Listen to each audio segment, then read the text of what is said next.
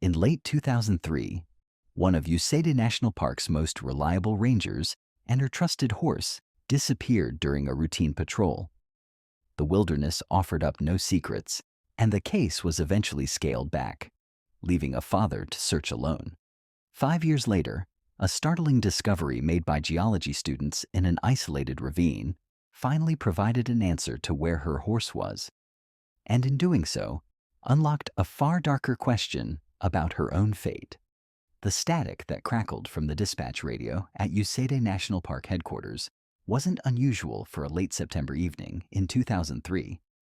It was the sound of distance of granite walls and dense pine forests interfering with the signal.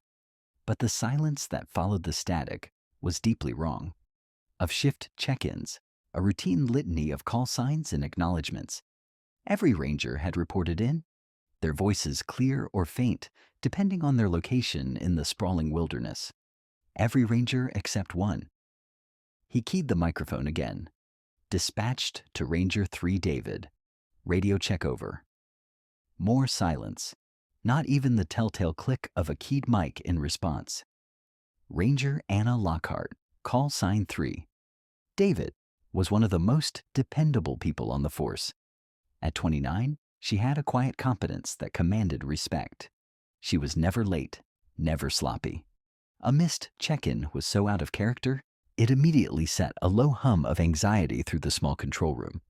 Sandoval followed protocol, waiting 5 minutes before trying again, the clock on the wall ticking with agonizing slowness. The sun was dipping below the colossal granite domes, painting the sky in fiery oranges and purples. But the beauty was lost on him. As twilight began to bleed into the valley, the park transformed from a natural wonder into a labyrinth of shadows. When his second and third calls went unanswered, the hum of anxiety escalated to a sharp alarm. Anya was on patrol in a quiet northern sector of the park, a network of trails less frequented by tourists. She was on horseback riding Orion, her steady and trusted chestnut partner, for the last 4 years. A ranger and their horse are a single, highly capable unit. For both to vanish without a trace was not just improbable, it was nearly impossible. The official process began to churn. Senior rangers were notified. A preliminary search plan was hastily sketched out on a large topographic map. Anya's patrol route highlighted in yellow. But before the first search team had even gathered their gear, the front door of the headquarters swung open. It was David Lockhart, Anya's father. In his late 50s, with the weathered face and steady gaze of a man who had spent a lifetime reading the landscape, David was a legend in the park. He had retired from the very same ranger station just 2 years prior. He didn't need a call from dispatch to know something was wrong. He felt it in the crisp evening air, in the rhythm of the park he knew as well as his own heartbeat. He didn't ask frantic questions. His voice was low and steady, but carried an undeniable urgency that cut through the procedural calm. He looked at the map, his finger tracing a path Anya knew well. He confirmed her patrol sector, her start time, her expected route. He knew the terrain, the pitfalls, the hidden dangers the maps didn't show. He was the first to say what the other rangers were only beginning to fear. This wasn't a broken radio or a simple delay. Anya was in trouble. His presence galvanized the response. The official missing person report was fast-tracked. As full darkness consumed Yusede Valley, the first search teams deployed. Headlamps cut sharp, lonely beams through the immense blackness of the forest. Rangers on foot and horseback moved out, their calls for Anya echoing off the silent granite walls. They focused on the primary trails, the logical places to start. They checked the riverbanks and the edges of the meadows, but the park offered no clues. There were no tracks veering off the path, no spooked horse, no discarded piece of equipment. It was as if Ranger Anna Lockhart and her horse Orion had ridden into the wilderness and simply been erased from the earth. The search had begun, but it was a search for a ghost in a landscape that guards its secrets jealously. In the first frantic days of the search, hope was a dwindling but still palpable resource.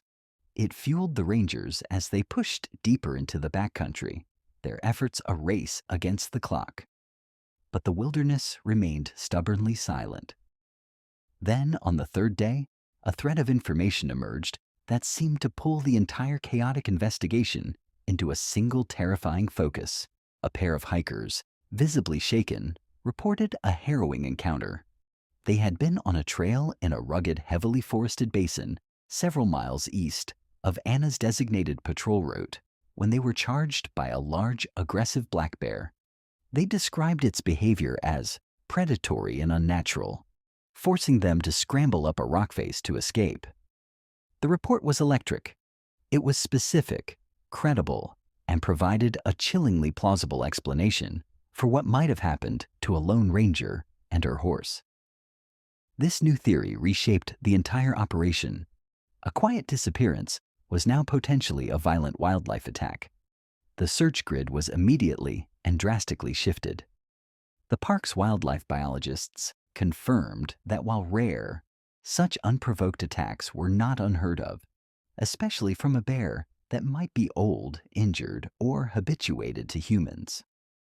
The focus moved from Anna's intended path to the vast, unforgiving terrain of the bear's territory. For weeks, this became the single-minded obsession of the search effort. Teams of trackers, some of the best in the state, were brought in. They scoured the dense manzanita thicket and steep canyons looking for any sign. A torn piece of fabric, a discarded ranger badge, the tracks of a panicked horse. A helicopter buzzed overhead, its thermal imaging cameras scanning for any heat signature that might be a body. But the aggressive bear was never located, and the search area, a sprawling expanse of jagged rocks and impenetrable forest, yielded nothing. The lead that had burned so brightly had led them into a dead end, consuming precious time and resources, and ultimately extinguishing the last embers of hope for a swift resolution. As autumn turned to winter, the official search was formally scaled back. The case of Anna Lockhart was reclassified from an active search to an open investigation, a bureaucratic term for a mystery left to fester. For the National Park Service, it was a tragic but closed chapter. For David Lockhart, it was the beginning of a long solitary vigil. He refused to let his daughter's memory be archived in a dusty file cabinet. While the official investigation went dormant, his began in earnest. David's small home just outside the park boundaries transformed into a private command center. The walls of his study, once covered with family photos, were now dominated by topographic maps pinned side by side, creating a massive, sprawling chart of Yusede's northern half. He began a methodical process born from a lifetime of experience. He pulled old survey maps from the park archives, some dating back to the turn of the 20th century, and painstakingly cross-referenced them with modern trail guides. He was looking for the spaces in between, the forgotten paths that official searches bound by procedure and liability would never touch.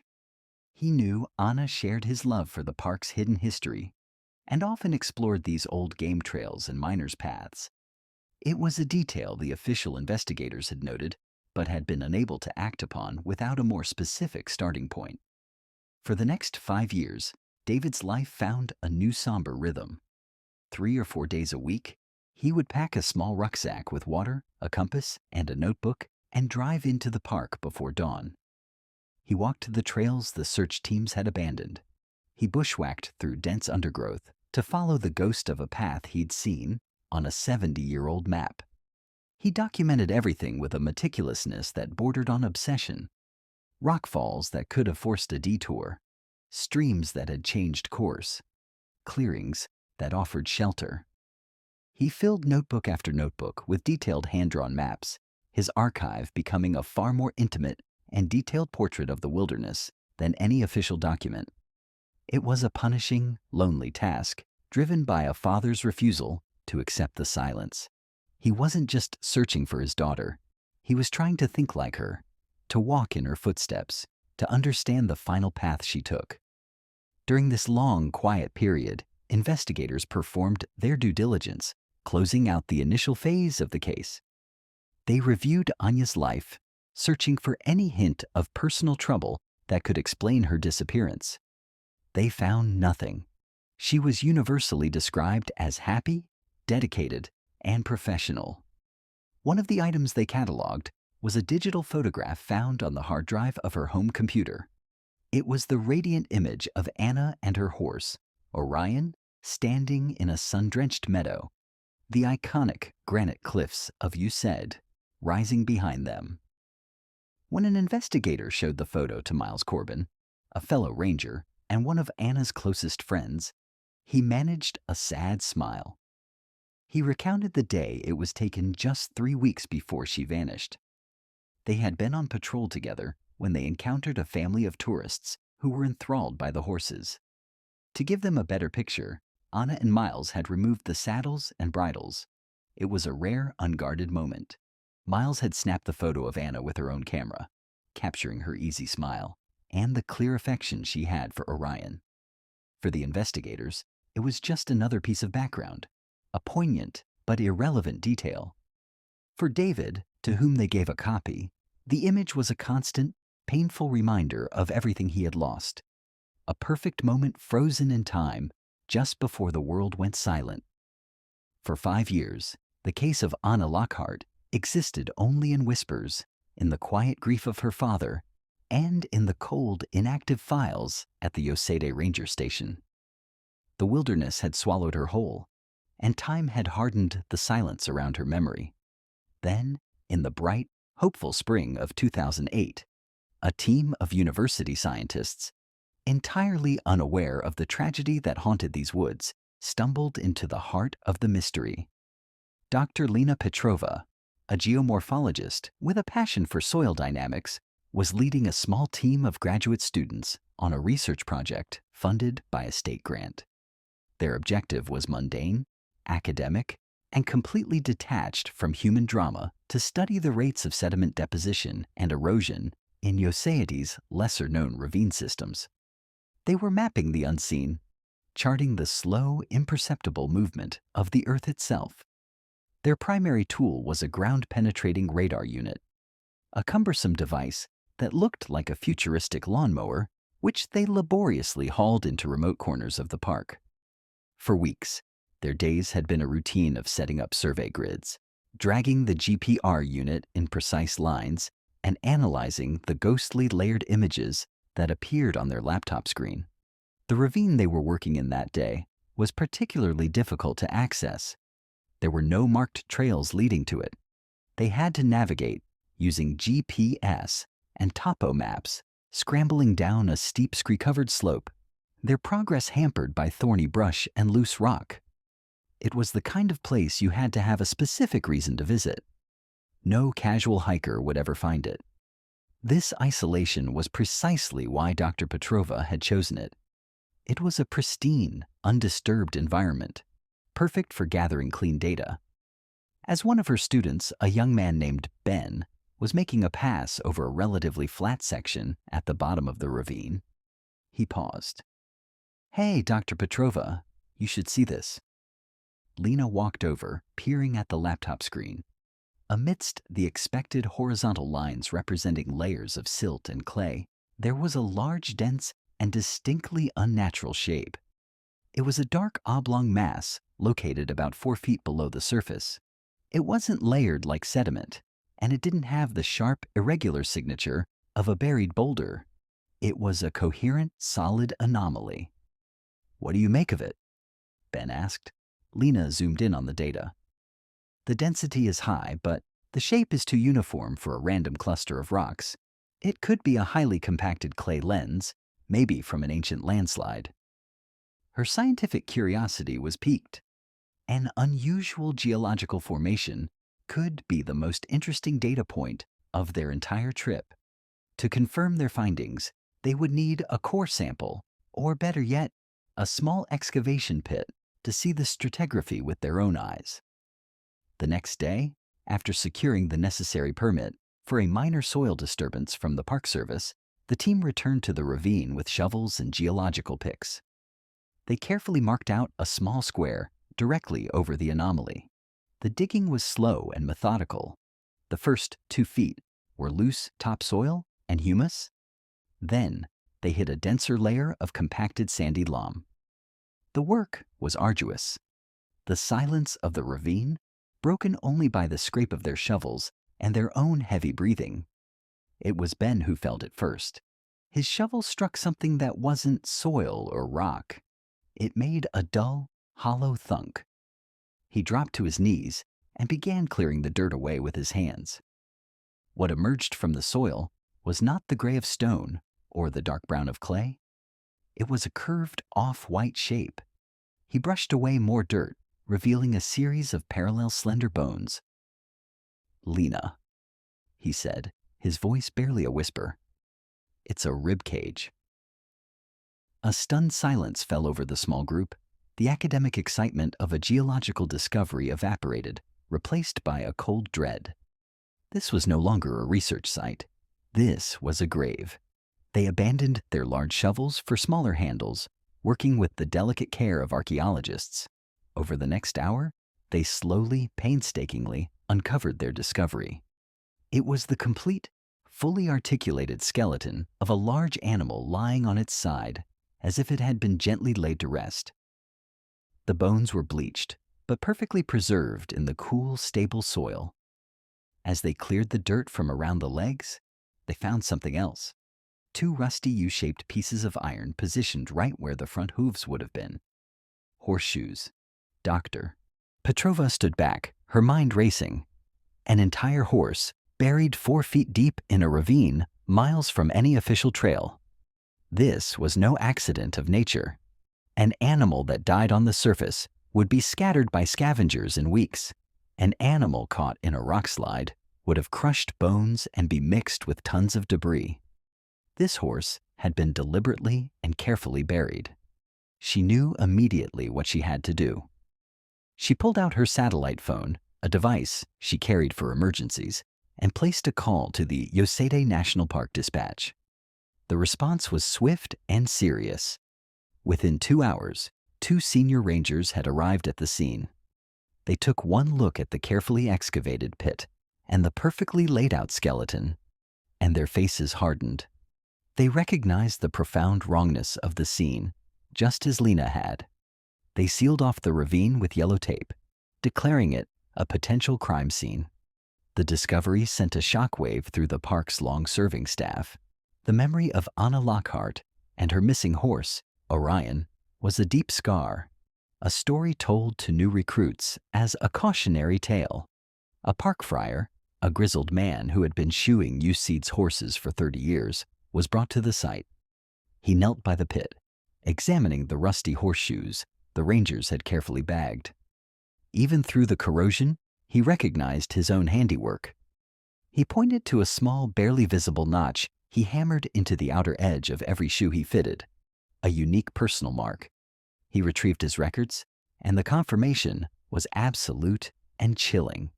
The shoe size, the wear pattern, and his private mark all matched. The skeleton in the ravine belonged to Orion. The 5-year-old cold case of Ranger Anna Lockhart was instantly, violently reopened. The discovery answered one question, but posed a dozen more terrifying ones.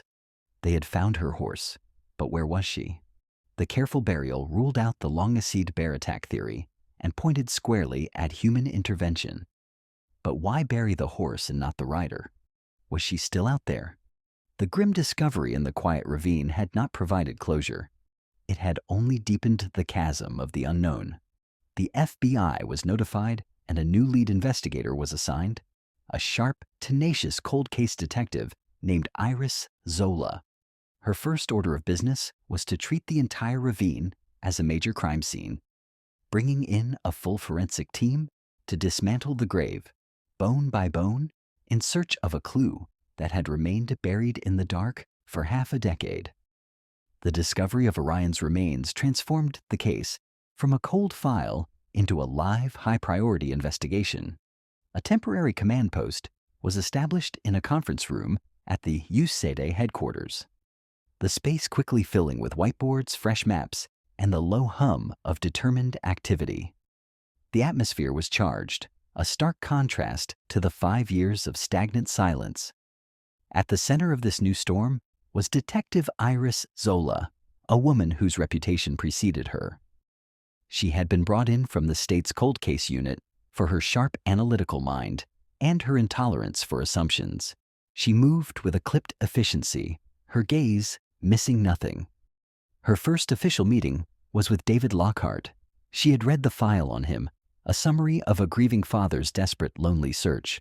She expected to meet a man worn down by years of unanswered questions. Instead, the man who walked into the command post was anything but broken. David Lockhart was quiet, his face a mask of stoic grief, but his eyes held an unwavering fire. He carried a heavy cylindrical canvas bag over his shoulder. Without a word, he walked to the largest empty table in the room and unrolled its contents. It wasn't one map, but dozens of them taped together with archival tape to form a massive, intricate tapestry of the park's northern wilderness. It was a staggering piece of work. Official park trails were marked in black ink, but they were outnumbered by a web of fine-colored lines David had drawn in himself. Red lines for forgotten miners, tracks from the 1800s, blue for seasonal creek beds that became passable in the dry months, green for game trails used by deer and bear. The map was covered in tiny meticulous annotations, written in a precise, steady hand. Rocklight here. Fall 04. Overhang cave potential shelter. Spring appears here. Late O. It was a living document, a 5-year diary of grief, hope, and relentless exploration. Detective Zola and the other investigators in the room fell silent, staring at the map. It was a more detailed, more intimate, and more practical guide to the search area than anything the Park Service possessed. David pointed to a spot on the map with a steady finger. "This is the ravine where you found him?" he said, his voice low and raspy. Then he traced a faint green line running along the ridge directly above it. "This is an old game trail. It's not on any of your maps. It's the fastest way to cross this ridge if you're on foot and know the land. Anna knew it. We walked it together when she was a teenager." He was providing them with what the original search had so desperately lacked, a focused, logical starting point. The original theory of a bear attack had pulled resources miles away to a place Anna likely never was. David's map suggested a completely different narrative, one centered on the hidden pathways known only to the most experienced woodsman. Detective Zola looked from the father's exhaustive work to the official map on the wall. The contrast was profound. The official search had been looking at a map of a park. David Lockhart had created a map of a life. His private obsession had just become the investigation's most critical asset. While new search teams were being organized to meticulously comb the area pinpointed by David, another quieter investigation was unfolding. Under the sterile white canvas of a forensic tent erected near the ravine, a team led by Dr. Alistair Finch, a veteran forensic anthropologist, was conducting a painstaking examination of Orion's skeleton. The bones had been carefully cleaned and were now laid out on a vast blue tarp in perfect anatomical order. Dr. Finch worked slowly, bone by bone, his eyes scanning every surface through a large magnifying lamp. The initial findings were deeply perplexing. There were no signs of predation, no teeth marks from a bear or mountain lion. He found no cut marks that would suggest a human had butchered the animal. Most significantly, he found no massive catastrophic fractures consistent with a long fall into the ravine. The skeleton was almost entirely intact. This horse had not been attacked by wildlife, nor had it tumbled to its death. The evidence was pointing more and more strongly to a deliberate act, but the cause of death remained a complete mystery. Frustration was beginning to set in when Dr. Finch focused on the lower bones of the right 4AG. He noted a minor hairline fracture on the cannon bone, an injury that could have happened post-mortem from the shifting of the earth. But he examined it anyway.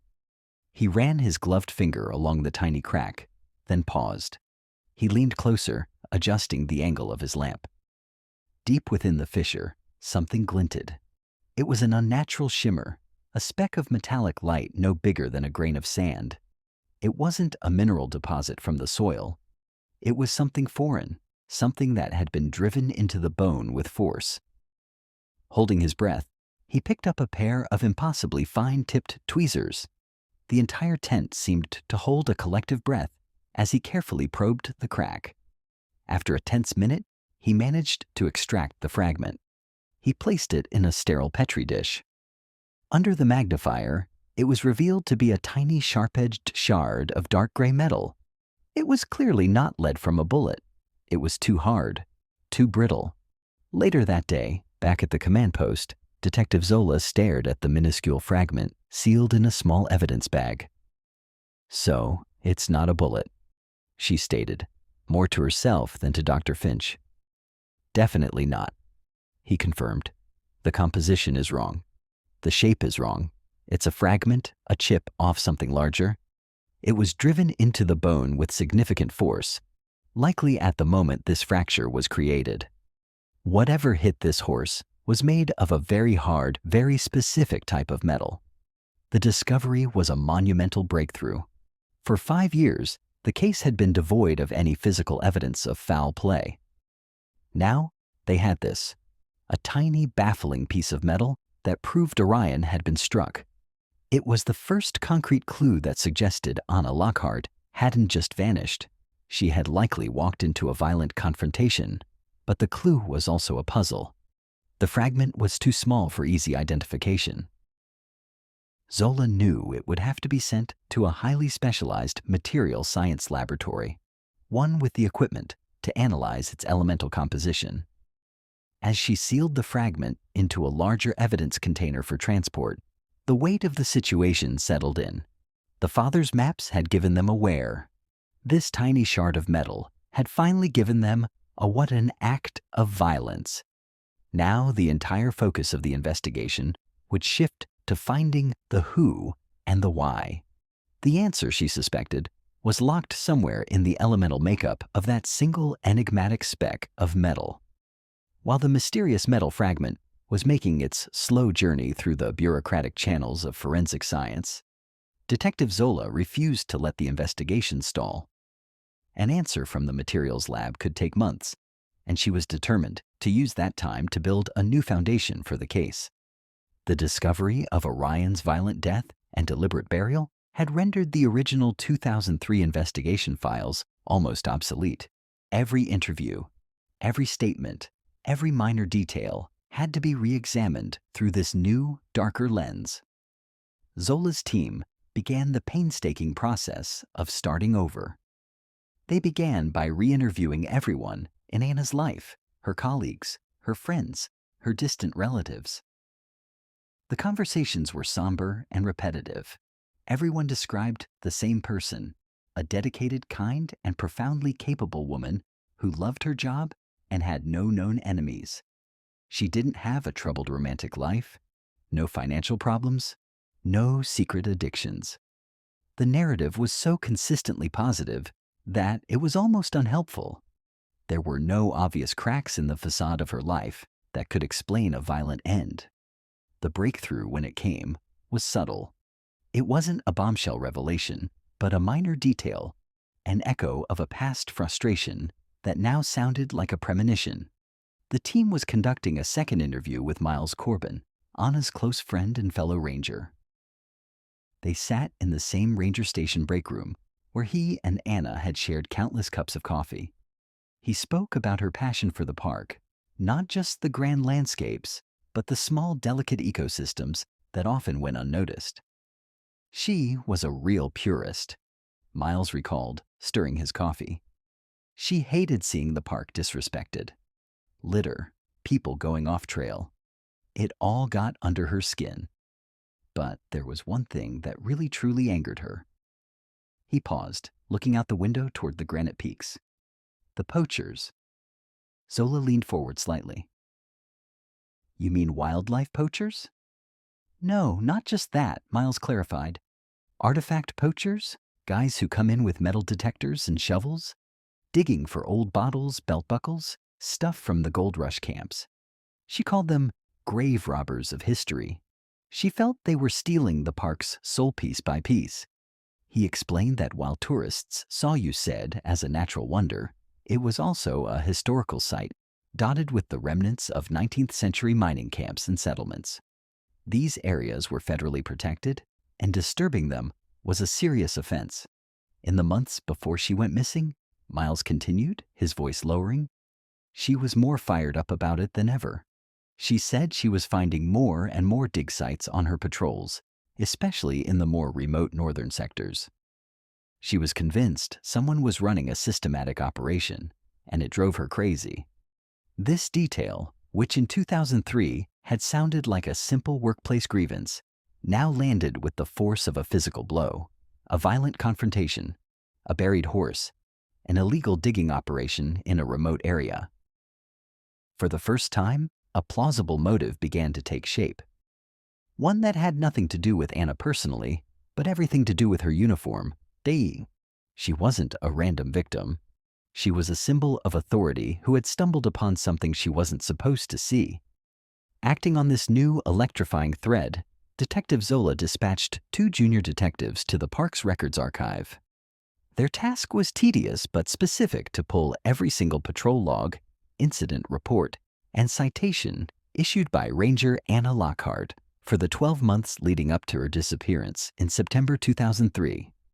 They spent days sifting through stacks of paper, the dry official reports, painting a picture of Anna's daily life. Warnings for improper food storage, tickets for illegal camping, reports on trail conditions. Then they found it. A name, Kieran Briggs. He appeared twice. The first citation was from May 2003 for using a metal detector in a restricted historical zone. The location noted in Anna's neat handwriting was within the same network of ravines where Orion's body had been found. The second citation from July 2003 was more serious. Illegal excavation. Anna had caught him with a small shovel and a bucket, having dug a 3-foot hole near the foundation of a long-vanished miner's cabin.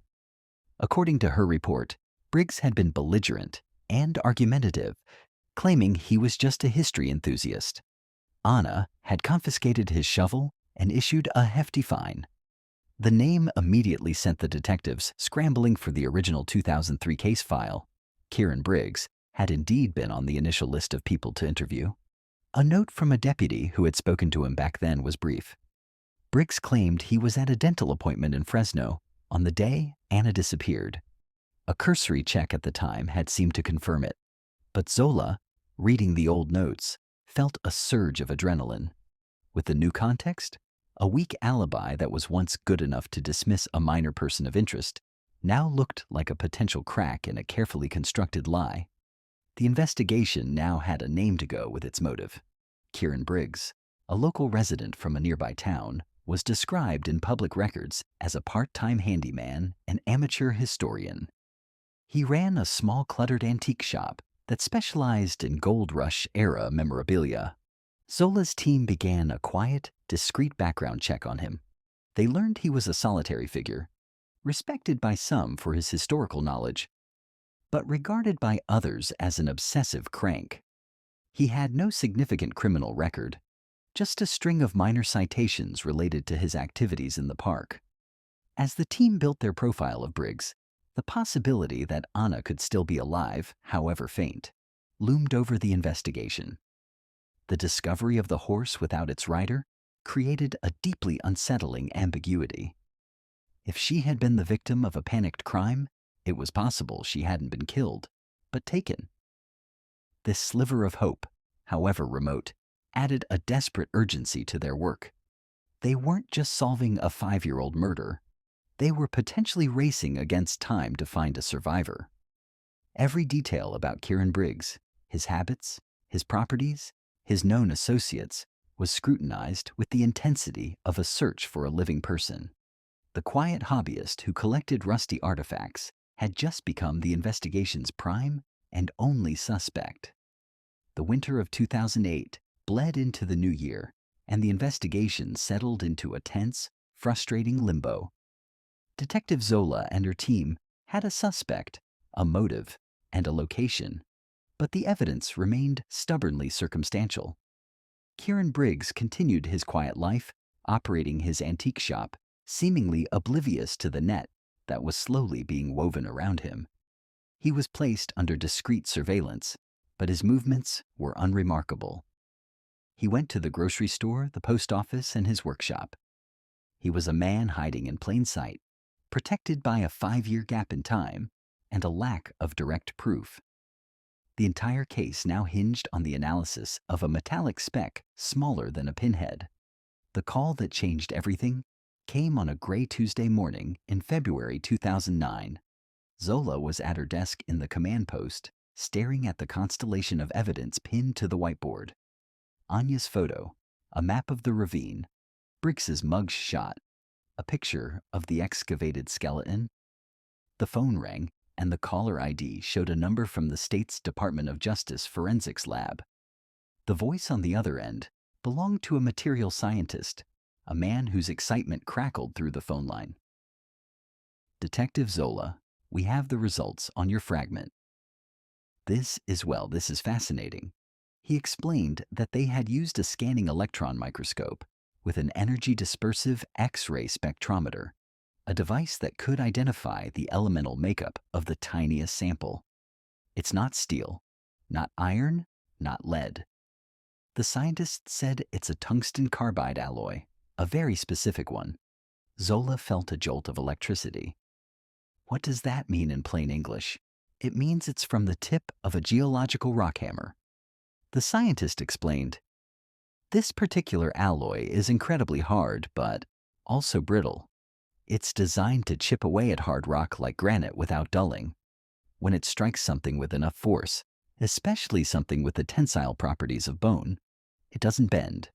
It micro-fractures. A tiny piece can shear right off. He went on to say that this specific alloy was favored in a handful of high-end brands used by serious geologists, prospectors, and rockhounds. It was not a tool you'd find in a typical home toolbox. It was a specialist's instrument. After hanging up, Zola stood and walked to the whiteboard. She picked up a dry erase marker. Next to Kieran Briggs's photo, she wrote in large block letters, Rockhammer. All the desperate pieces on the board suddenly snapped into a single horrifying image. Anya confronting Briggs in the ravine. Briggs, the amateur prospector, holding the tool of his trade. A moment of panic. A violent swing. The lab result was the linchpin. It was the direct physical link between the victim's horse and the suspect's illegal hobby. It transformed the theory of a confrontation over artifact poaching into a near certainty. Zola now had enough to convince a judge that her circumstantial case was worthy of a search warrant. She spent the rest of the day meticulously preparing the affidavit, laying out the chain of logic step by undeniable step. Anya's documented frustration with artifact poachers, her specific citations issued to Kieran Briggs in the very area of the crime, the discovery of the buried horse proving a violent cover-up, and now the forensic link to a specialized tool used for the exact activity Briggs was engaged in. A judge signed the warrant before the end of the day. The raid was executed at dawn the next morning.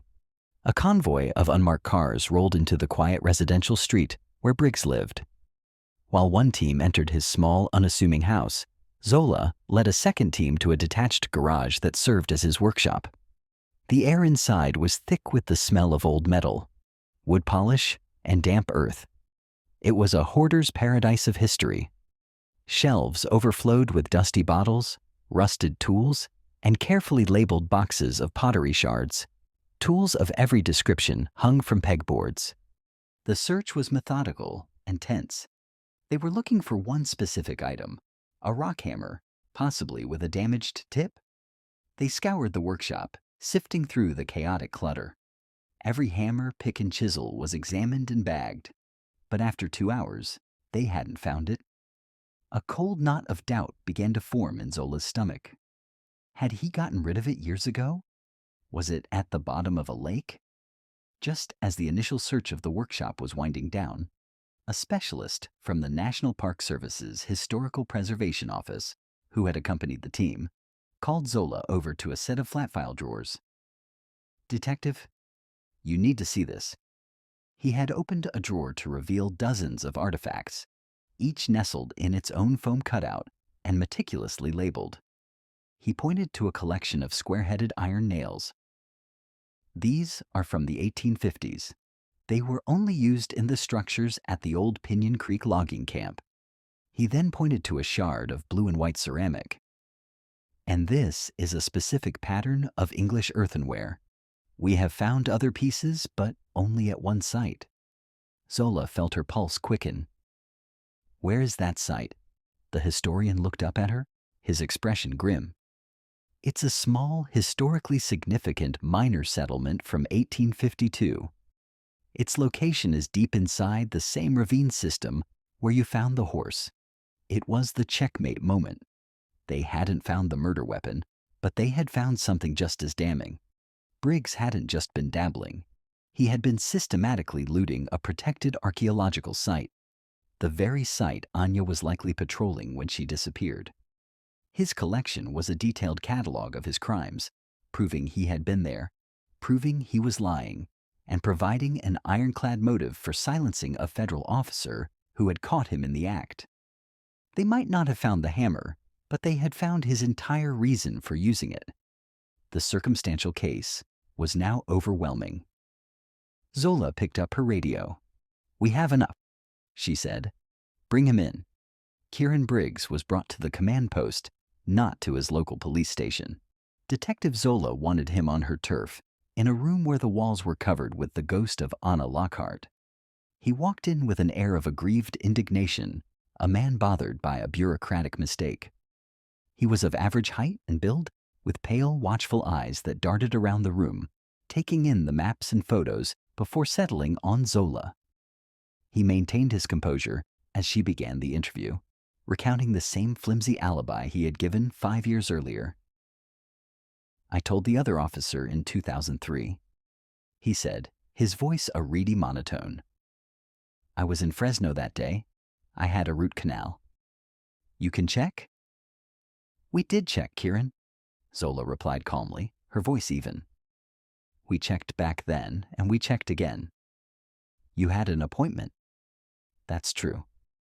But you canceled it that morning." "The dental office records are very clear, so I'll ask you again. Where were you on September 23rd, 2003? A flicker of panic appeared in Briggs's eyes, a brief disruption in his carefully maintained calm. The foundation of his 5-year-old lie had just crumbled. He stammered, trying to backpedal, suggesting a mix-up in dates. But the certainty in Zola's voice was absolute. She let the silence hang in the air for a moment before she slid a series of photographs across the table. They were high-resolution images of the artifacts from his workshop, the square nails, the ceramic shards. "These were found in your workshop this morning, Kieran," she said. "Our expert from the Park Service has identified them. They come from a single protected historical site, a site deep in the ravine where we found Anya's horse." Briggs stared at the photos, his face paling. The evidence of his secret obsession was laid out before him, irrefutable proof of his illegal activities. He looked trapped. Zola pushed the final piece across the table. It was a magnified image of the tiny tungsten carbide fragment pulled from Orion's bone. "And then there's this," she said softly. "Our lab found it embedded in the horse's leg bone. It's a chip from the tip of a geological rock hammer, the kind of man who digs for artifacts might carry." The fight went out of him. It was as if a string had been cut, and the puppet-like facade of the harmless hobbyist collapsed. His shoulders slumped. His face, which had been a mask of defiance, crumpled into a portrait of pathetic self-pity. He stared at the table for a long time, the silence in the room broken only by the hum of a computer. When he finally spoke, his voice was a broken whisper. "I didn't mean for it to happen," he began, the confession tumbling out, a torrent of words held back for half a decade. He explained that he was in the ravine that day, digging at his secret spot. He had just unearthed a rare intact bottle when he heard the sound of a horse. He looked up to see Anna Lockhart on Orion, standing on the ridge above him, looking down. He said she didn't shout. She just dismounted and made her way down into the ravine, her expression one of grim disappointment. "She knew who I was," Briggs recounted, his voice trembling. "She recognized me from the last time. She told me I was done, that this time she was taking me in. She said I was under arrest for a federal felony." The words felony arrest sent a wave of pure panic through him. He saw his entire world imploding. His precious collection, the work of years, would be confiscated. He would go to prison. He said he begged her, pleaded with her to just take the bottle and let him go. But Anya was resolute. She reached for her radio.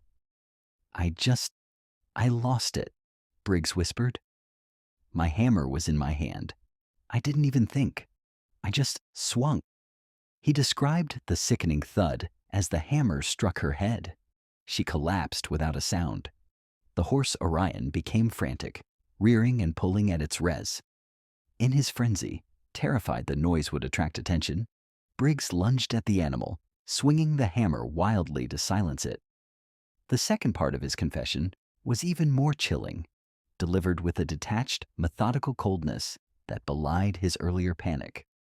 The violence was over, and a different part of his mind took control. The meticulous, obsessive planner. He knew he had to make them disappear. The horse was a dead weight, impossible to move far.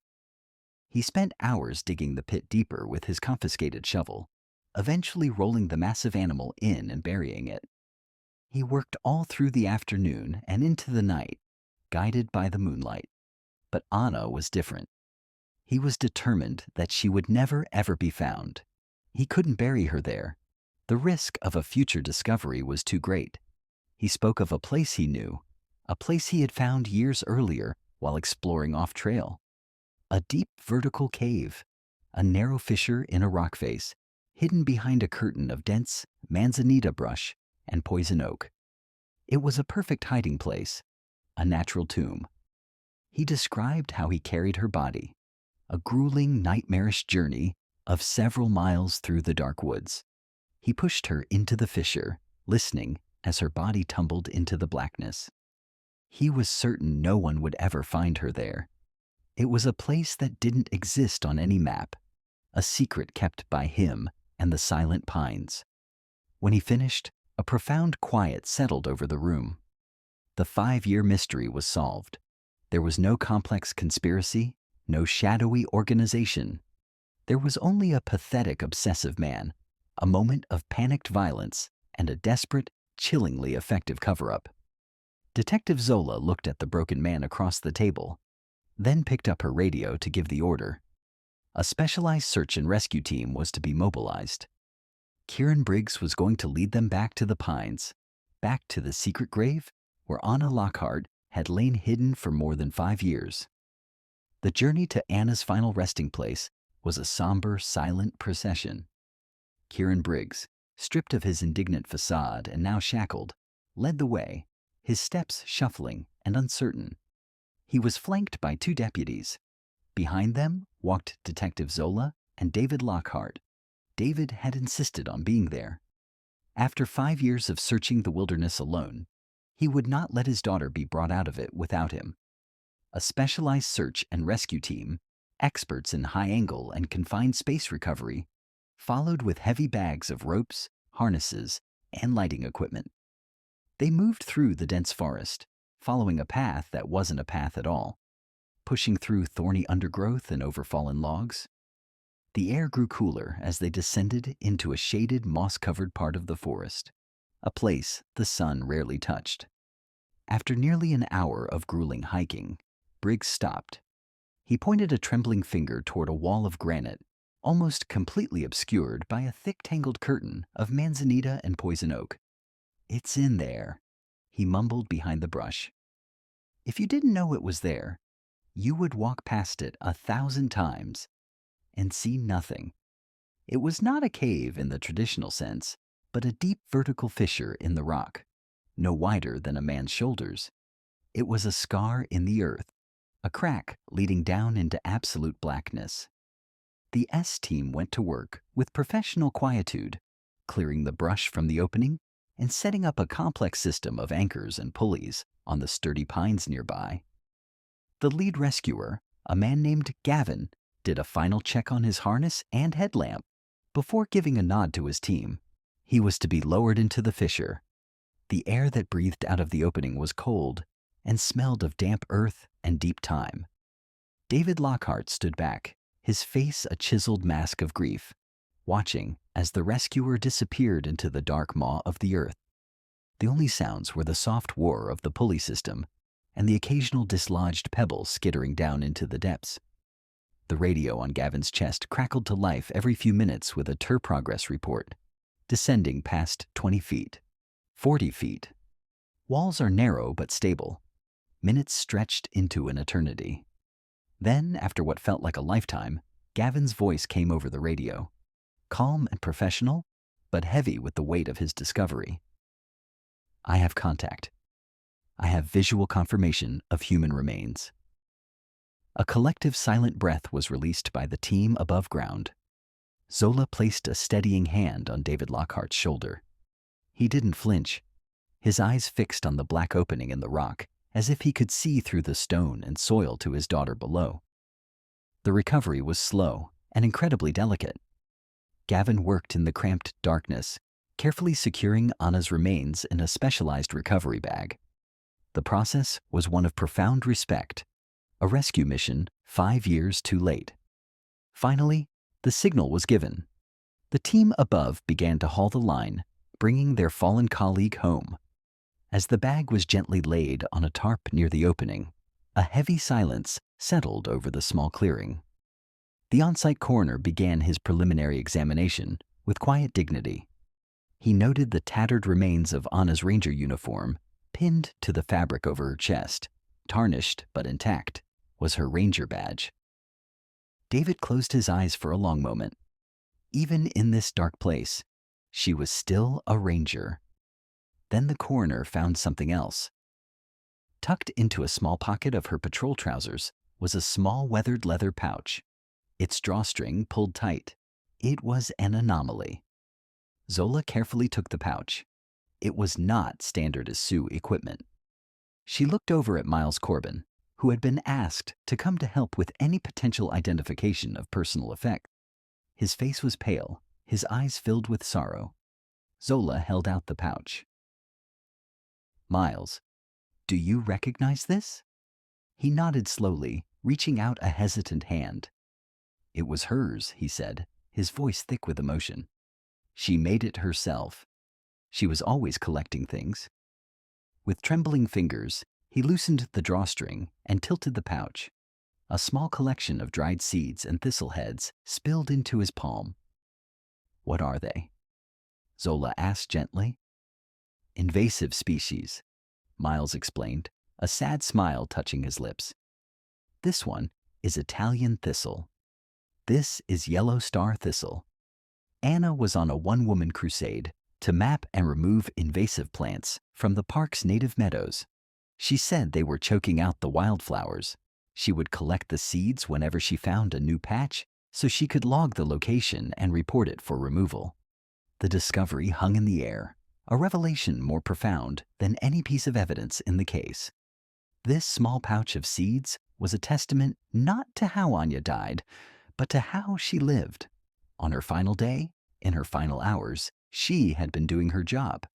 Not just the law enforcement part, but the deeper, more personal work of a guardian. She had been protecting her park right down to its smallest flower. Her purpose unwavering until the very last moment. Kieran Briggs was convicted of first-degree murder and sentenced to life in prison without the possibility of parole. His collection of stolen artifacts was turned over to the National Park Service archives, becoming a permanent exhibit on the importance of historical preservation. In the years that followed, David Lockhart did not let grief be his only legacy. After the case was closed, He began volunteering for the Park Service. He shared stories of the gold rush miners, the park's early days, and of a dedicated ranger who knew the wilderness so intimately that she noticed even the smallest, most unwelcome seeds, and who gave her life protecting the place she loved.